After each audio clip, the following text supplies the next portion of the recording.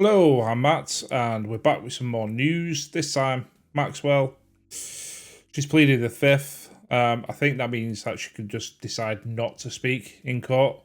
I don't think she should be given that option. I know it's part of the Constitution in the good old US of A. Let's see what she's got to say, or not say in this case. The Republican chairman of the House Oversight Committee, James Comer, has emerged from that hearing and informed all of us that Ghislaine Maxwell has decided to take the Fifth Amendment and refuse to answer any questions. Listen to what he's saying. Everybody ready? As expected, Ghislaine Maxwell took the Fifth and refused to answer any questions. This obviously is very disappointing. We had many questions to ask about the crimes she and Epstein committed, as well as questions about potential co-conspirators. We sincerely want to get to the truth of the American people and justice for the survivors. That's what this investigation is about. Right, so what you do is you say, okay, you want to plead the fifth, you don't want to answer questions.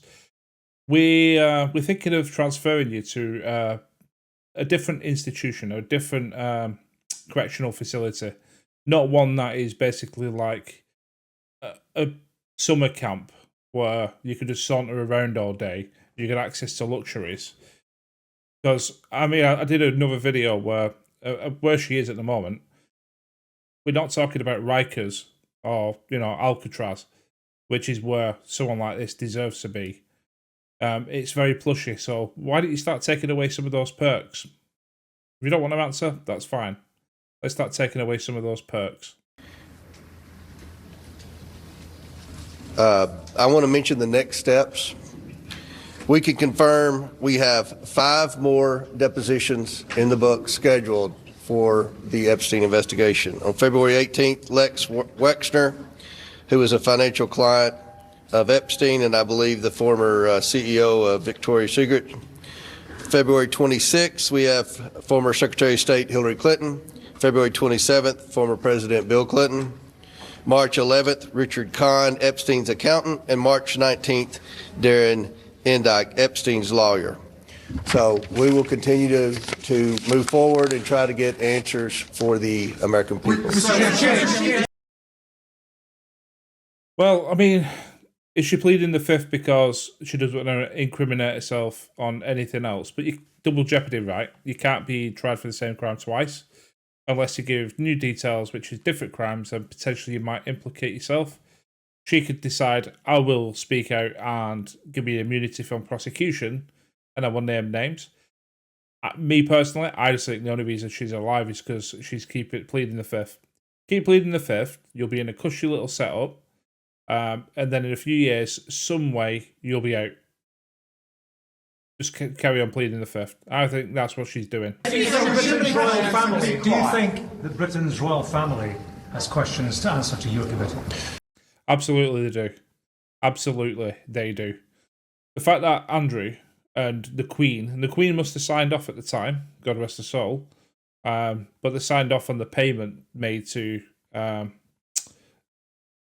Epstein's supposed victim who settled out of court. You don't do that. You don't settle out of court for what was apparently close to $15 million, unless you've got something you just didn't want to drag through the courts. Well, we would love to hear from anyone. Obviously, I can't subpoena in foreign countries, or I would have done that in the Biden investigation. But do you have anything to add, Andy? I'll just add one thing that the attorney for Ms. Maxwell said that she has no indication and would say that neither Presidents Trump or Clinton are culpable for any wrongdoing. And that's one thing they said in his opening statement to us today. I'm not sure about that. I mean, where do you stand on it? I've seen pictures in the Epstein files where Bill Clinton's obviously in a pool just chilling out. Is he there just, to hang out and not do any wrongdoing? And Trump's all over the files. We all know he's all over the files. It doesn't automatically indicate guilt, because a lot of people are in the files. But to say that there's no indication of wrongdoing, why didn't they release the files? Some of the emails, I don't know if you've seen it, some of the emails are disgusting. Talking about torture, using a really shit code word in terms of pizza for what's obviously trafficked children. And pizza parties and things like this, and then slicing pizza. It's just disgusting. Yeah, there's emails and they've redacted the names and they're saying that there's nobody else culpable and there's nobody to answer a case. Ghislaine Maxwell put under pressure to stay silent. What's that? Was Ghislaine Maxwell put under pressure to stay silent today? Well, I have no idea. Is that your suspicion? How would I have no idea. I mean, she was given an opportunity. We would have brought her in months ago, but she's indicated she was going to plead the fifth. And unfortunately, she had an opportunity today to answer questions that every American has, questions that would be very important in this investigation, and she chose to invoke her Fifth Amendment rights. Clarify what her lawyer said about President Trump and Clinton, and do you think that there's anything more to do with Ghislaine Maxwell now that she pled the fifth? Correct me if I'm wrong. Just to be clear, what her attorney said, Maxwell didn't say. Her attorney said that she would answer questions if she were granted clemency. Immunity from prosecution, yeah. She'd answer questions if she's got immunity from prosecution. Or let out of her current term. I don't think I'd accept that, to be honest. Given, I mean, is it the lesser of two evils? Would you let her out? Or give her a reduced sentence if she named names and testified? At this point, though, I'm not even convinced that she would give the right information. Because if she's in it up to her neck and she's working with people in positions of authority in the current government, then they could say, look, all we've got to do here is start implicating these people. They're in the files, but they might not be guilty, but you can start implicating them and start taking out some of our enemies and you'll get yourself a clemency deal. So, you trust her? I obviously wouldn't trust her, but would you trust the testimony? By the President Trump, and that she went on to say about Clinton and but he went on to expand that. The other thing is he pointed out a number of times that she has a habeas corpus petition pending for a new trial and release, and that's why she is not going to answer questions. I know that those conversations are ongoing. They would like them to be public. Is your understanding still that we're looking at those same February dates and they're going to be private? Yeah, that's what they agreed to, and they will be public, just like this will be public hopefully very soon. We've released every transcript and every video and audio of every deposition we've done since I've been chairman of the committee. Mr. Chairman, does the committee have any plans to subpoena Commerce Secretary Howard Lutnick, given the revelations? We're going to try to get these 5 nailed down. Try to get the 5 nailed down, and I know the Clintons said that they want these hearings public so that it's on record. Heads have got to roll with this. It can't just be another one of those where it grumbles on year after year after year, hoping that the public interest will just disappear, and it becomes another one of those JFK files. You know what I mean? 60 years later, the files are still protected because people may be alive today who would be impacted. It's like, release them, for Christ's sake. Let the chips drop where they may. We've got a lot of very important people we're trying to bring in to answer questions. We don't want to do anything to jeopardize the 5 that we have on the book. So we'll see what happens here, and we'll move forward. We're interested in talking to anyone that might have any information that would help us get justice for the survivors. Yes. Thank you. On the disagreement with the Clintons about closed-door videotape testimony versus public hearing, are you concerned that this will be enough to restart contempt proceedings, or do you think you'll come to a resolution? I mean, they said they agreed to a standard deposition. That's what a standard deposition is. Every time I've come out here for a press gaggle with you all, we've had a standard deposition. So this is how depositions work, and it will be made public. So they want a public deposition this is what they're going to get. Mr. Chairman, can I ask you about Ilhan Omar for a moment? Can I ask you a question Mr. Chairman, about your Ghislaine investigation. Maxwell? Surely they could just basically put their hand up like a good old school or something and just say, and then he'll go, right, you next. But I suppose it's like, whoever shouts loudest gets answered. Chad. Your investigation about Ilhan Omar. Why are you targeting her when there is a Ilhan Omar? Your committee investigation with Ilhan Omar, when there is a process in the House, if people have questions about their conduct, this would go through the Ethics Committee. Why is this? And I've spoken. I'm glad you asked that question. I've spoken with the Ethics Committee. The Ethics Committee has jurisdiction over members of Congress. The two businesses in question are owned by Ms. Omar's husband. So the Ethics Committee does not have jurisdiction over a spouse, only a member. So that's why we just asked, we would have questions. I don't think anyone would. It would pertain to her overall finance. Yeah, I mean, is this not somebody who apparently was worth thousands and then all of a sudden now, after being in office for a while, is now worth about 30 million? I would be asking questions, to be honest. That is listed on her financial disclosure report. Even though that's we've run this by the Ethics Committee, and we think this is the appropriate route. So, and we'll do one more question. Yes. Yes, just going back to the Clinton deposition. Sorry for space. I understand that you're going to release the transcripts, you'll release the video. Why is there reticence to just have it be public since the Clintons, look, they are not your typical when you say public, what do you mean? I mean, it's going to be the video and we'll release it. The public will see every second of the deposition.